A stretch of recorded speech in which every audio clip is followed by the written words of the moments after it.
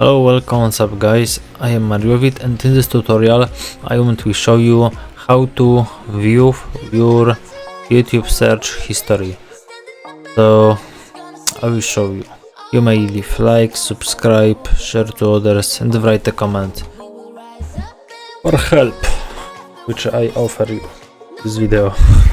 So okay, thanks for watching and let's go.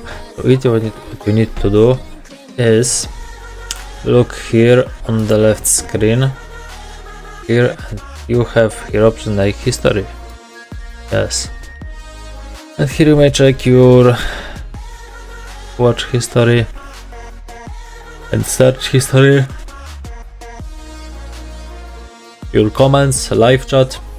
You may also clear all watch history to be more private, pause watch history, and remove some videos which you want, and also something to do with them like here.